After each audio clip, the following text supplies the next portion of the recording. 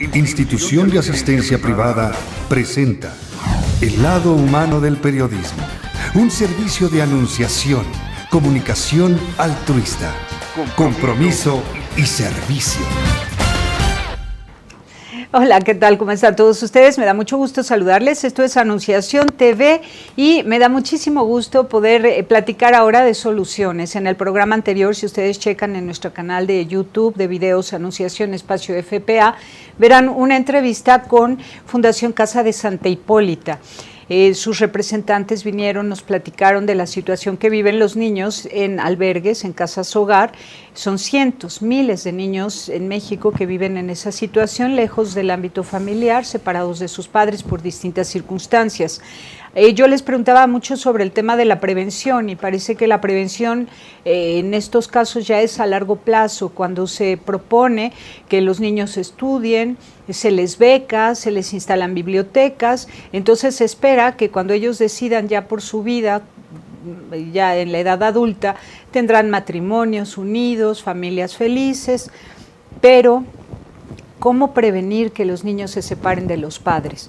Hay un libro precioso que se llama Tejido Social, lo escribe el padre Jorge Atilano, sacerdote jesuita, hace toda una investigación tal cual como jesuita, un diagnóstico de comunidades urbanas en situaciones de riesgo, en situaciones complicadas, de violencia, de mucha deshonestidad, de mucho materialismo, de afán de poder, de dinero, de placer y con mucho descuido del interior del corazón humano. Entonces, en estos espacios urbanos tan complicados que se dan en las grandes ciudades como en la Ciudad de México y en otros lugares como la frontera de México con Estados Unidos, pues ya se hizo un diagnóstico. ¿Cómo es que se fue dando el tejido social de una forma tan caótica?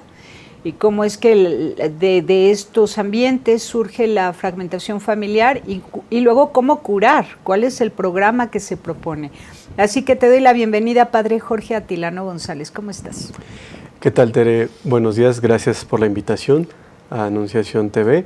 Con mucho gusto venimos a compartir lo que esta investigación nos ha dejado de aprendizajes.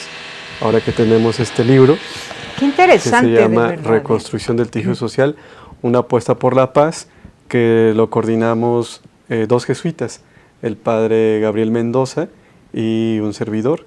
Entonces, con mucho gusto podemos compartir lo que aquí adquirimos de aprendizajes en estas entrevistas. ¿Quién lo edita?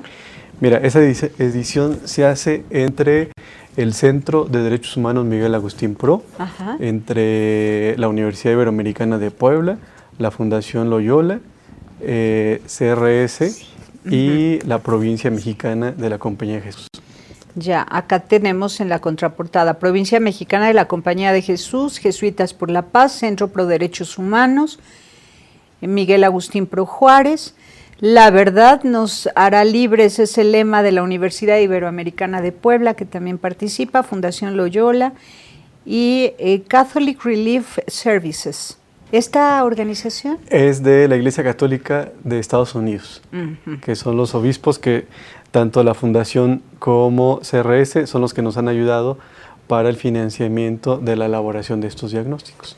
Ya, y estamos hablando de 244 páginas. 44 páginas, sí. ¿En qué espacios urbanos complicados hicieron este diagnóstico? Este diagnóstico surge porque como jesuitas tenemos el interés de hacer un programa que responda a la actual situación de violencia y delincuencia del país. Esto a propósito de analizar la realidad, ver la situación que se está viviendo, y como jesuitas en la misión que tenemos de fe y justicia, vimos conveniente iniciar un programa de esta naturaleza. Entonces abarcamos lugares donde estamos los jesuitas y también lugares donde vemos condiciones de hacer algunos programas que sean modelos para poder sacar aprendizajes y replicarlo en otros lugares, y también elegimos lugares que nos sugirieron o nos pidieron apoyo de parte de la Pastoral Social del Episcopado Mexicano. Los lugares donde hicimos el diagnóstico son en Monterrey, en la Sierra Tarahumara, en Chihuahua, en Parras, Coahuila, en Torreón, en Guadalajara, en Michoacán, en Tancítaro, tanto el pueblo la cabecera municipal como 2 comunidades campesinas, en Chalco, en Tabasco, comunidades de Chiapas, en Guerrero, y son 14 los lugares donde hicimos un diagnóstico con entrevistas a hombres y mujeres y a jóvenes y adultos para ver del año 90 al 2015 qué pasó en sus barrios que llevó a deteriorar los vínculos familiares, barriales o institucionales, que llegó a transformar los referentes de identidad y a transformar las habilidades para ponerse de acuerdo.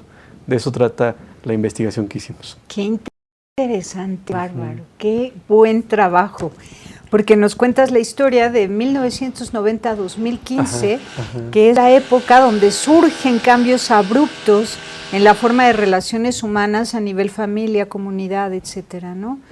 Y las preferencias del ser humano, que antes eran, el ser humano amaba al ser humano, pero después el ser humano empezó a dejarse de amar a sí mismo y empezó a amar las cosas. Sí. Y empieza a haber ahí una fractura, una desintegración humana. Sí, ¿por qué el año de 1990? ¿Por qué abarcar ese periodo? Porque nosotros vemos que en el 90 empezaron los cambios, se aceleraron los cambios generacionales. En el 90 nuestros padres tuvieron la idea de que era necesario modernizarse y empezó todo un proceso de transformación, de la modernización en la educación, la modernización en lo político, la modernización en el modo de vestir, en el modo de pensar, y yo creo que esto favorecido por las políticas de modernización que empiezan en el país desde Miguel de la Madrid y luego con Carlos Salinas de Gortari. Ahí empieza un cambio en el modo de pensar y por eso tomamos ese año para ver la aplicación de estas modernizaciones, qué efectos tuvieron en la familia, en los barrios, en las relaciones institucionales y cómo se deterioró el tejido social para ver por dónde habría que hacer un proceso de reconstrucción. Y es una generación completa, 25 años. Sí, 25 años, sí. Y a ver, cuéntanos el diagnóstico, ¿cómo lo platicas? Mira, lo que hicimos fue, ya seleccionados los lugares, lo que hicimos fue visitar cada lugar. Estuvimos, en algunos lugares estuvimos 8 días, en otros estuvimos 15 días, y lo que se hizo fue entrevistas con jóvenes, hombres y mujeres, entrevistas con adultos, también hombres y mujeres, y se le aplicó una serie de preguntas acerca de estos 3 temas. ¿Cómo eran los vínculos en el 90? ¿Cómo son en el 2015? ¿Y qué pasó en la transformación? ¿Cuáles eran los referentes de identidad en el 90? Los referentes de identidad ahora, tanto en los nietos, los padres y los abuelos, y a qué atribuyen la transformación. Y después, ¿cómo eran las habilidades para ponerse de acuerdo? Y antes y ahora, y qué cambios ellos ven en la manera de pensar que afectó en la capacidad de ponernos de acuerdo. Fue la manera que lo hicimos. Y esto se hace gracias a un equipo de jóvenes que los preparamos, ellos se preparan y van y aplican las entrevistas allá en estos lugares. Y las entrevistas son dialogadas, no son de sí, no de Fueron 0 al 10. Grupales. Fueron entrevistas grupales entre 6 y 12 personas. Entonces también eso le dio una profundidad, porque en un grupo comparten y se va profundizando en el tema. Entonces lo que dice uno completa lo que dijo el otro y se va llegando a una conclusión que enriquece mucho el análisis después. Es como hicimos el diagnóstico. Bueno. Fueron 6 meses de viajar por el país y a partir de agosto empezamos a hacer ya la sistematización de la investigación de agosto a diciembre del año pasado. Y este libro está recién nacido. Este libro tiene 15 días que nos lo entregaron y ahora lo estamos presentando. Fue la presentación en la Universidad, en la Iberoamericana de Torreón, en el Centro PRO, mañana en Monterrey, la otra semana en Guadalajara, después en Puebla, y así vamos a estar recorriendo universidades e instituciones que les interese para hacer la presentación del libro. Bueno, yo creo que nos interesa que esto llegue a todos los presidentes municipales de todo el país, ¿no? Sí, que llegue a todos los académicos, a los investigadores, a los defensores de derechos humanos, a los antropólogos, filósofos, politólogos, sociólogos, a todo mundo que tenga que ver con pues la reconstrucción del tejido social en México, ¿verdad? Vamos después de un corte a pedirte que nos platiques las respuestas de a las tres preguntas, ¿no? Y si estas comunidades en situaciones complejas coinciden en las respuestas. Vamos y volvemos.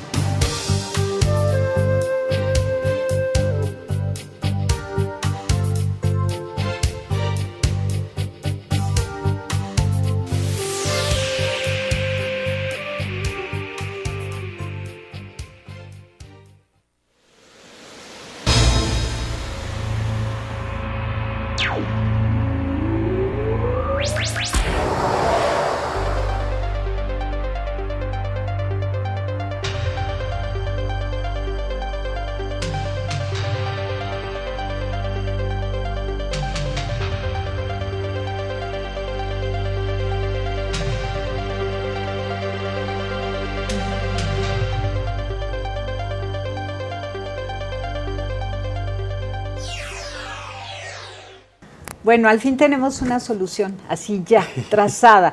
El problema, ¿dónde nació la ruptura familiar? ¿Dónde nació tanta pobreza en México, tantos males sociales, tanta mafia organizada, deshonestidad, corrupción? ¿Qué fue lo que pasó? Y ¿qué vamos a hacer? Un programa completo. A ver, vamos con las tres preguntas que hicieron, las tres respuestas que dieron, las conclusiones que ustedes sacaron en lo general, ¿no? Sí. Primera pregunta fue sobre los vínculos. Sobre los vínculos. O sea, ¿qué pasó en la familia, en las relaciones barriales, que se transformaron los modos de relacionarse? Y lo que vimos, nosotros vemos esto como un sistema. Pero nosotros lo que identificamos es que lo primero que pasó fue que se perdieron las narrativas con una dimensión comunitaria. O sea, que las historias de logros familiares, las historias de los esfuerzos de los padres por tener la casa o por construir la familia, o cómo se enamoraron el papá y la mamá, cómo se enamoró el papá y la mamá, conocieron, o las historias de dónde venían, a lo que llegaron, cómo eran los abuelos, las tradiciones que tenían. Esas narrativas se perdieron y porque empezó a generarse historias de fracaso y de terror. O sea, las noticias han impactado mucho en los temas de conversación en la familia. Entonces, mucho se habla del fracaso y del terror, de lo que no se puede, de lo mal que estamos, de lo difícil que está la vida, y las historias de logros, de grandezas, esas se han hecho a un lado. Entonces va marcando la imagen en el hijo de lo que se trata es de esforzarse para obtener el bienestar, porque si no te lo van a arrebatar otros. Y las historias de terror, de la violencia que hay en México, de, no sé, de un asalto, eso se propaga muchísimo en el ambiente de la familia, las relaciones vecinales, que lo que hace es generar la inmovilidad. A ver, entonces la familia en 1990 todavía hablaba de las historias familiares. Ajá, sí, eso sí, les sí. daba identidad. Sí. Y les hacía sentir vínculo espiritual con sus antepasados incluso, Ajá. y con sus congéneres, con sus pares, sus primos, sus hermanos, ¿no? Sí. Que venían de una misma ascendencia, Sí. una misma historia familiar. Después la gente comenzó a hablar de lo público, de lo político, de lo que está fuera del centro de la familia. Hablaban de lo otro, pero no de sí mismos, no de la familia.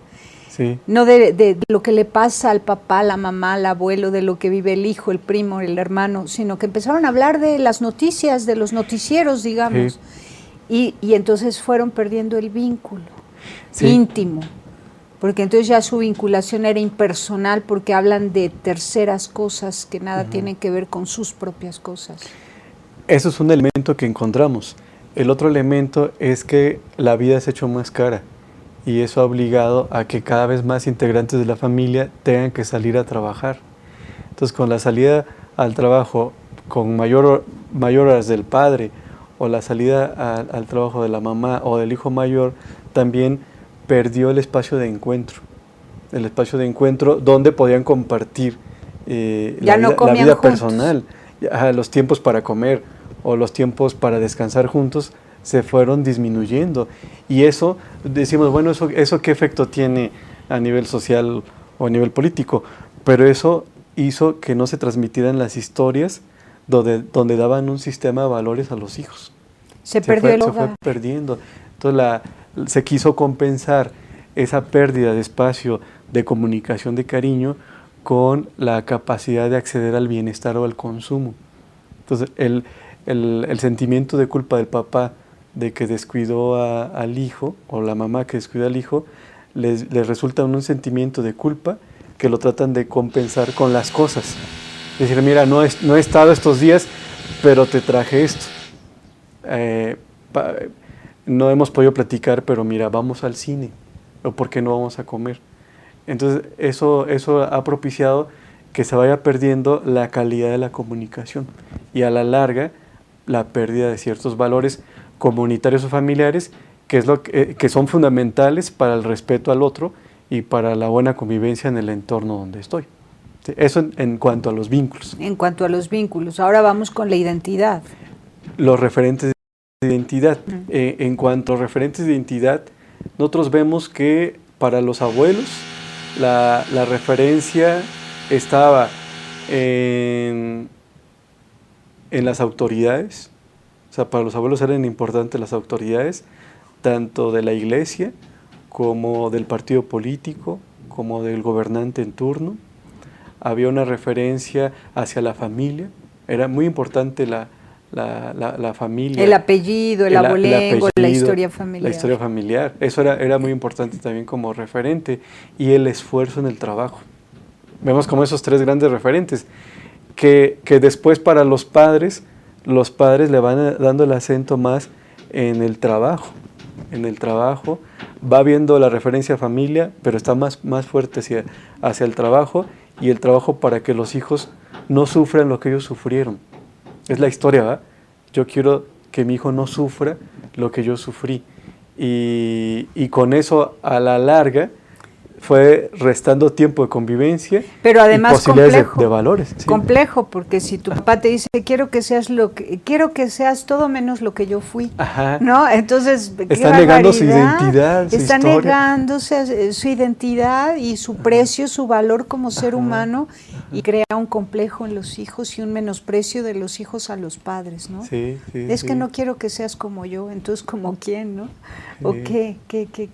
Entonces, bueno, se pierde la identidad porque entonces ya no hay esas historias familiares, respeto a la autoridad, no hay, a lo mejor también la línea que se iba siguiendo antes de que si el abuelo era abogado, el hijo era abogado, el nieto era abogado, y eso ya no es. Sí. O que si era albañil, albañil, albañil, o campesino, campesino, campesino, se empiezan a diversificar las actividades. Sí, nosotros vemos que lo que se transforma son los referentes de identidad y que el hijo tiene derecho a ser un profesionista distinto al papá. Yo creo que eso se entiende. Sí. Pero el problema que vemos es que se desvalore la profesión de los padres o se valore desde la capacidad de generar bienestar para los hijos. Ese es el problema que vemos. Sí. Y ahora los referentes que encontramos en los jóvenes tiene que ver mucho con la familia, pero la familia que se abre también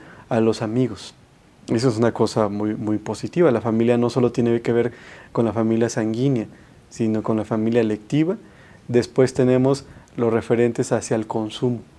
O sea, también yo creo que hay un referente de que si se estudia o si se trabaja es para acceder al consumo y que eso si no se cuida y eso que vaya acompañado de valores puede ser también dañino porque entonces tú te valoras desde la capacidad que tengas para consumir y empiezas a valorar a los padres desde lo que ellos puedan ayudarte a tener esa capacidad de consumo. Y yo creo que eso a la larga... Y además de algunas marcas, ¿no? Porque lo que se van identificando con ciertas marcas, con ciertas firmas comerciales para ganar estatus o sí, porque no es solo consumir, sino consumir de cierto estilo, de cierta manera, que te haga sentir parte de un grupo, sentirte perteneciente a un grupo o a una sociedad. Cosa que se vivía en nuestros tiempos también en la adolescencia, cuando uno empieza a imitar a la vecina, a la compañera de la escuela, pero es como una etapa adolescente. Sí. Pero después ya uno se va pues reafirmando, conociendo a sí mismo, encontrando su propio estilo y ya no copia, ya no imita, ya no. Sí. Pero esta tendencia de identificarse con las firmas, las marcas, se prolonga y prolonga y prolonga y ya tiene su identidad puesta en esas firmas. Ya no en el apellido ni en la historia familiar. Sí, o las historias de logros familiares o de valores familiares. También eso se va perdiendo. Y el tercer elemento son los acuerdos, que a nosotros nos llamó la atención que en los 14 lugares que diagnosticamos, en todos la organización barrial pequeña o grande que había en el 90 se fue deteriorando. Y ahora en los 14 lugares disminuyó la organización comunitaria. O sea, lo que en colonias donde los vecinos se organizaban para celebrar las posadas, o se organizaban para celebrar la Virgen de Guadalupe, o para ponerse de acuerdo en atender alguna necesidad de la comunidad, eso se fue perdiendo. ¿Y ellos lo organizaban o era un líder social como el cura o como el presidente municipal o como...? Lo barrial yo creo que era más una organización más independiente. De familias, eran familias el líder vecinal que se juntaba con otros vecinos y se unían para pintar, no sé, las fachadas de las casas o para mejorar el agua o para hacer la fiesta del barrio, celebrar el aniversario. Esa organización que es muy importante para fomentar la convivencia y para que los hijos vean testimonios de que la convivencia no solo es al interior de la casa, sino también en el entorno barrial, yo creo que eso se fue también perdiendo. Y lo que quedó de organización en los barrios, pequeños comités, son de los partidos políticos. Sí, también nosotros analizamos. Una de las preguntas era qué es lo que más divide las relaciones vecinales, y uno de los factores de división eran los partidos políticos, la mala aplicación de los programas de gobierno y la aparición de nuevos grupos religiosos que también van fragmentando más a la comunidad. Y de lo que más unía a la comunidad, ellos veían acciones que tenían que ver con la fiesta, la fiesta del barrio, o la fiesta patronal, o la fiesta familiar, que se comparte con otros, se veía como un elemento clave para generar cohesión social. Y que se fue perdiendo con y el eso tiempo. se fue perdiendo. Sí. Vaya, entonces se fue perdiendo el aprecio por los papás. Los mismos papás fomentaron el menosprecio hacia ellos, ¿no? De parte de sus hijos. Se fue perdiendo el sentido de familia, el calor de hogar, el trabajo se fue volviendo importante, el dinero se fue volviendo importante, excesivamente importante. Sí. No hay equilibrio entre el tiempo de familia y tiempo de trabajo, sino que se ama el trabajo porque se ama el dinero, ni siquiera para el servicio, sino para ganar dinero. Para comprar marcas, y entonces se identifican con las marcas. Se pierde ese sentido comunitario, claro, si no hay tiempo de ir a comer a casa, menos de organizarse para hacer la fiesta patronal, ¿no? Y al no haber estas fiestas comunitarias que eran tradición en los barrios de México y en todo el mundo, ¿no? Siempre ha sido parte de la vida de todas las comunidades humanas. Se pierde eso y hay un individualismo tremendo, ¿no?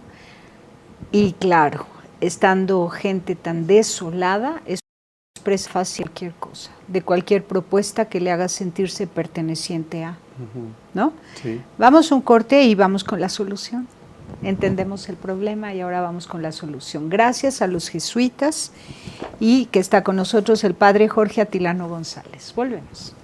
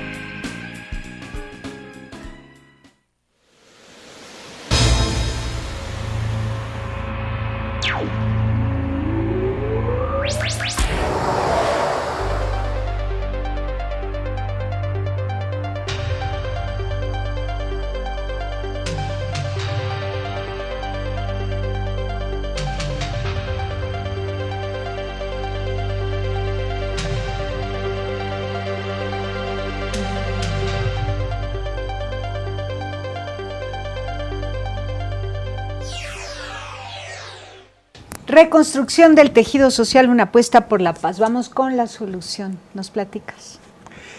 Bueno, el libro lo que hace es, después de ubicar qué pasó entre el 90 y el 2015 en 14 regiones del país, del mundo indígena, campesino, de urbana marginada, del urbano y lo semiurbano, lo que hicimos fue ubicar los factores determinantes del tejido social. Primero ubicamos las instituciones, o sea, ¿qué instituciones son las que definen que haya un buen tejido social o que se deteriore el tejido social? Pero luego también identificamos sistemas, o sea, que el problema que tenemos no es unifactorial, sino que tenemos un sistema que tiene que ver con un modo de pensar, con unas prácticas, con un tipo de institución que en el conjunto van deteriorando el tejido social. Entonces lo que encontramos fue que el tejido social tiene 5 sistemas que lo determinan. Uno tiene que ver con lo socioeconómico, o sea, el enfoque económico, el tipo de trabajo, la relación laboral, eso afecta el tejido social. Las horas del trabajo, el restar tiempo para la convivencia familiar. Ese es un sistema. El otro sistema es el sistema familiar y electivo.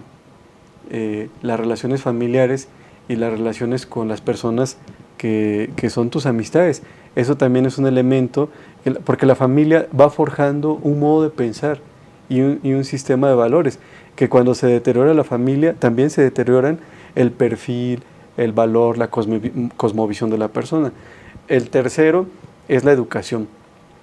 O sea, se ha entendido la educación como una educación para la competencia que te hace ver al otro como rival. Entonces se trata de competir porque los que salen con mejor promedio son los que pueden acceder a la universidad. Y eso a la larga fractura más las relaciones grupales. Es el sistema cultural y educativo. El cuarto tiene que ver con el sistema político-jurídico. O sea, la representación política dada en una sola persona, a la larga también fractura el tejido social porque no genera los consensos.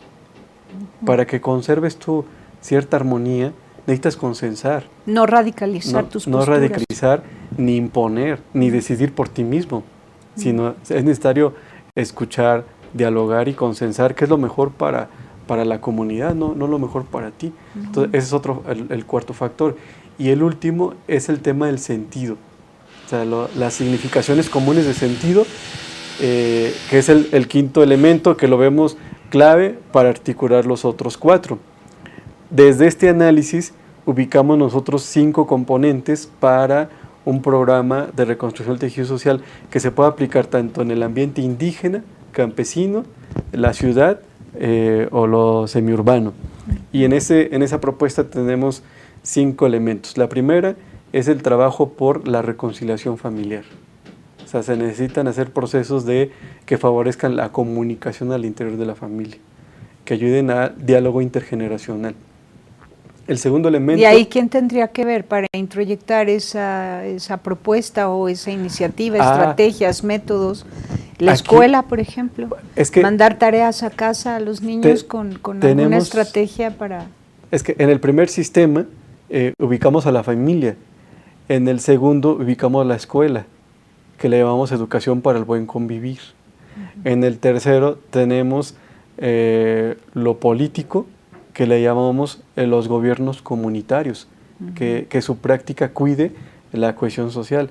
El cuarto sería una economía social y solidaria, y el quinto, una espiritualidad ecocomunitaria, una espiritualidad que nos vincule con la tierra y con la comunidad. Son los 5 elementos. Entonces, como ves, esto implica la participación de 5 instituciones, lo que sería la familia, la escuela, el gobierno local, que es donde estamos trabajando para la aplicación de este programa, el sector productivo o de comerciantes y lo religioso. Completísimo. Son 5 actores que se ponen de acuerdo para hacer un proceso de reconstrucción del tejido social. Y todos conscientes de que están participando en ese proceso de reconstrucción social. Que es lo que nos hemos encontrado, que cuando explicamos cómo se deterioró el tejido social y cómo hacer un proceso de reconstrucción, estas 5 instituciones se ven reflejadas en esta propuesta y ven que tienen una función que cumplir, que como escuela tienen un papel importante que hacer, que como familia, que como gobierno local, o como sector económico, o como sector religioso.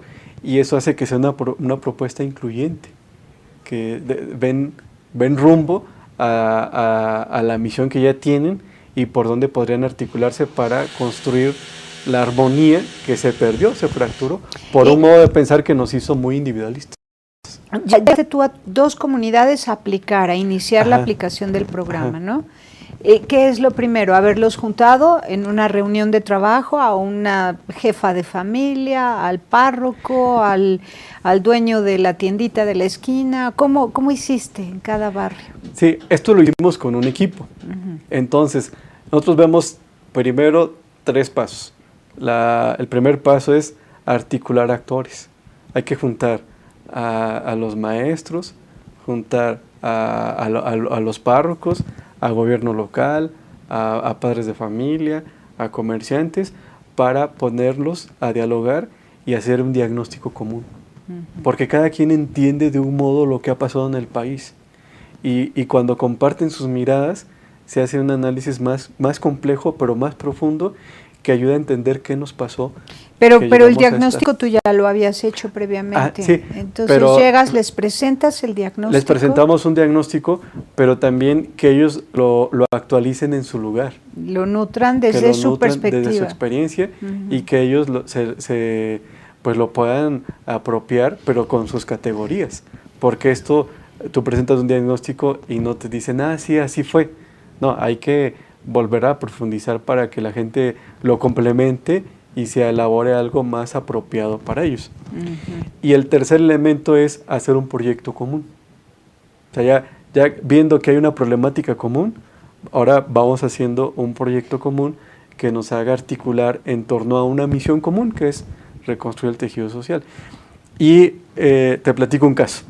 Ya van 2 casos, Dos ¿no? casos en Michoacán, un estado difícil. Difícil Cherán y en Tancítaro, Michoacán.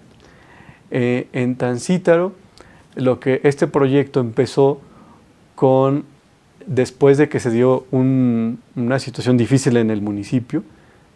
Tancítaro es el principal productor de aguacate a nivel estatal y nacional. Se generó mucho secuestro, mucho asesinato, una situación muy compleja. Algunos dicen que de ser un municipio de 30,000 habitantes, entre todos los secuestros que hubo, entre los asesinatos y las fosas encontradas, se habla de un total de 5,000 delitos. Es una cosa espantosa. Eso hizo que la gente se movilizara, replegó el crimen organizado por medio de las autodefensas, y cuando llegó la elección para elegir al presidente municipal, los partidos políticos asumieron que ellos no querían ser factor de división en la comunidad, sino de apoyar a la pequeña unidad que se había dado. Entonces ahí se unió el PRI, el PAN y el PRD para hacer una propuesta de reconstrucción del tejido social. Y empezó un proceso articulando los partidos políticos y definiendo la estructura de gobierno y de participación ciudadana para hacer un proyecto de esta naturaleza. Entonces vino... o sea, tú hablaste con ellos, con los líderes partidistas, y se convencieron de que era necesario buscar el bien común en lugar de sus bienes particulares. Pues el contexto los convenció. Claro. De que tenían que... De la necesidad virtud, dicen, ¿no? De la necesidad surgió una virtud de unirse, y empezó un proceso para elaborar lo que se le ha llamado el Consejo Ciudadano del Buen Convivir. Entonces, es muy interesante porque estamos acostumbrados a imponer y a querer ganar. Y en este proceso se ha tratado de dialogar para construir juntos. Es decir, tienes que aprender a ceder para que ganemos todos, ¿no? Hay que aprender a ceder. Y en este caso, lo que fue la planilla le llamaron la planilla de unidad, y luego fue el gobierno de unidad. Yo noté disposición en ellos para hacer un proyecto de esta naturaleza y que después pudiera repercutir en tener una paz duradera. Y están participando los 5 actores, ya se involucraron. Primero fue con el gobierno local, después ya fue todo el proceso de articulación con las parroquias, que son 3. Después, ahorita estamos trabajando con los maestros y empezando a platicar con el sector productivo y con la idea de que se pueda hacer ya la articulación de los actores para sacar adelante este proyecto, no con sus dificultades. Hay unos modos aprendidos que eso no se quitan de la noche a la mañana. Hay que reeducarnos para hacer una política en bien de la comunidad, hay que reeducarnos para hacer una educación en bien de la comunidad, para que la práctica familiar también ayude a generar valores necesarios para la reconstrucción del tejido social. Entonces, por ejemplo, al sector productivo le pedirías que cuide los horarios de trabajo para que sus trabajadores vayan a comer a sus casas. Por ejemplo, el sector productivo, en Tancítaro llega mucha gente de fuera, entonces necesitan hacer procesos donde se sientan incluidos, porque nosotros lo que encontramos fue que cuando una persona se desvincula del lugar donde vive, con mayor facilidad puede hacerle daño al otro.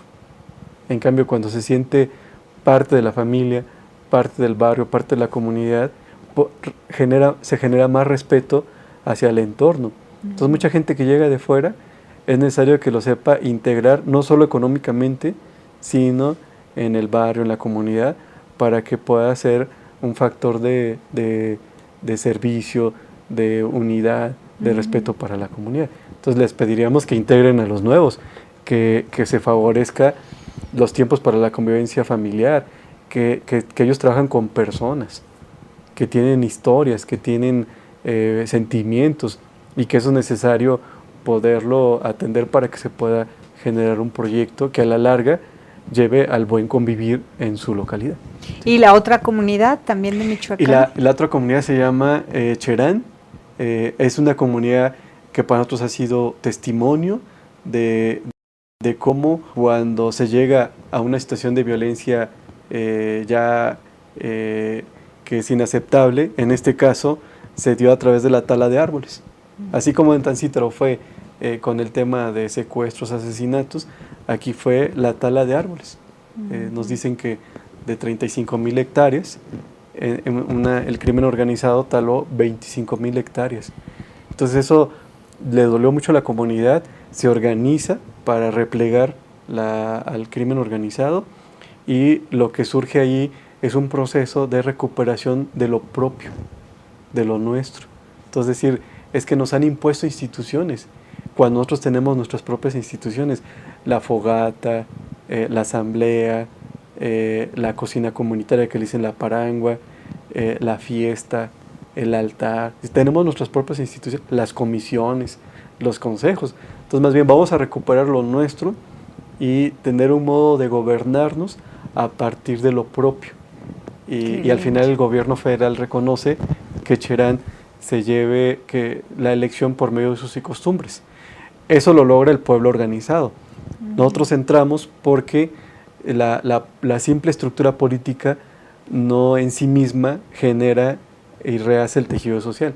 Se necesita otro trabajo más minucioso con la familia, en la escuela, para hacer este proceso. Entonces con ellos estamos trabajando en el tema de la familia y en el tema de las escuelas principalmente, y apoyando procesos en lo económico, con los jóvenes, en la pastoral juvenil, para que se pueda hacer un trabajo integral y así tengamos un Cherán que a la larga conserve la paz y la seguridad.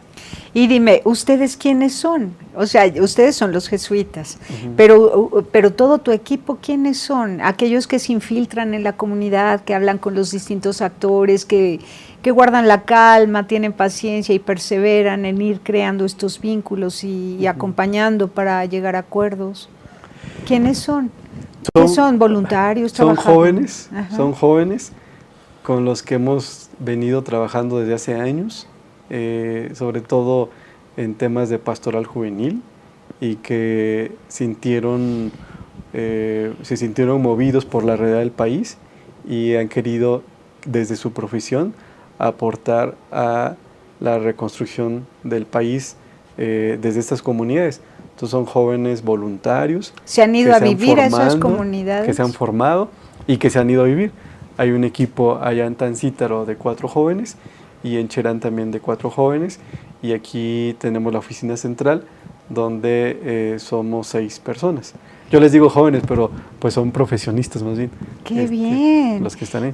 Y ellos están citados para hacer pues esa aguja que va hilvanando, ¿no? Sí. Son un equipo que va hilvanando una comunidad. Sí, ellos participaron en este diagnóstico.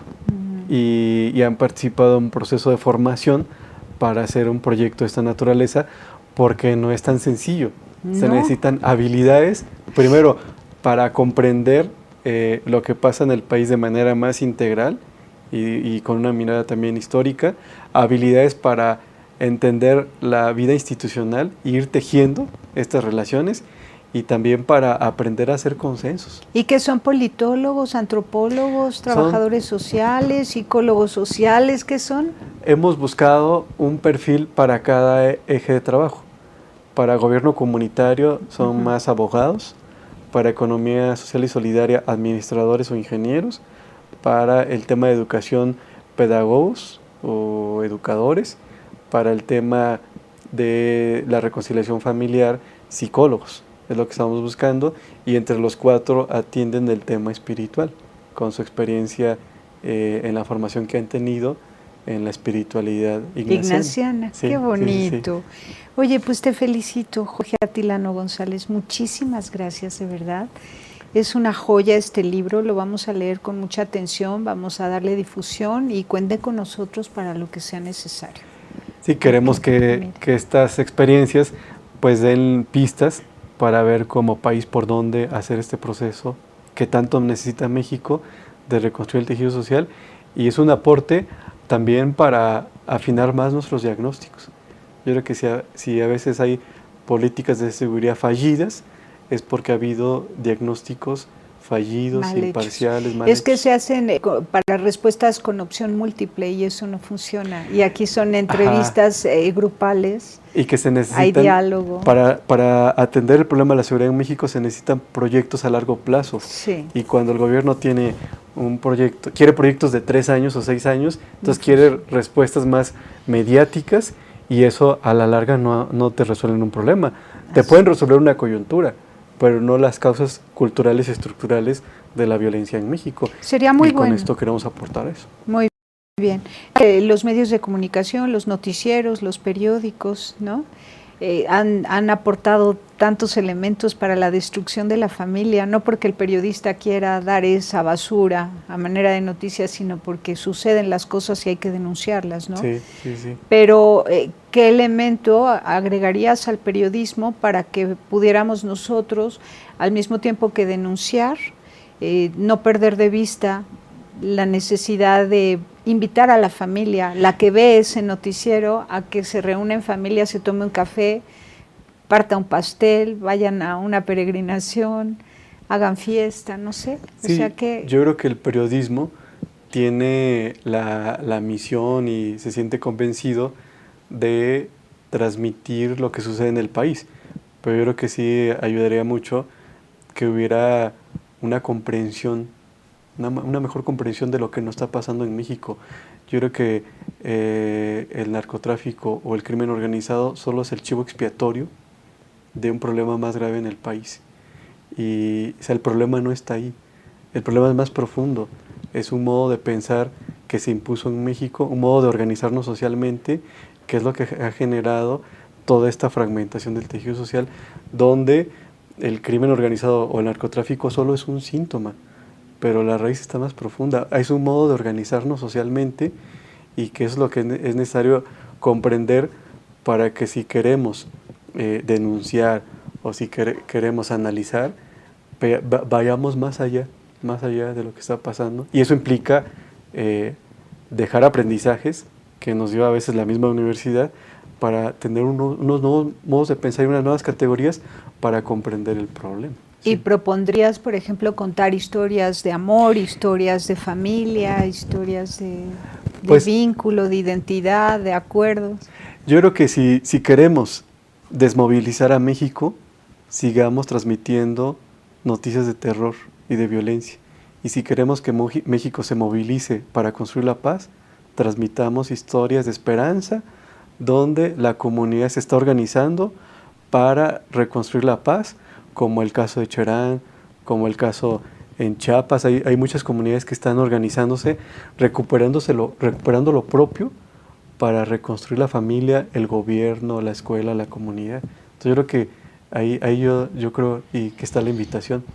Como lo hace muy bien, por cierto, el Centro Pro Derechos Humanos Miguel Agustín Pro, ¿no?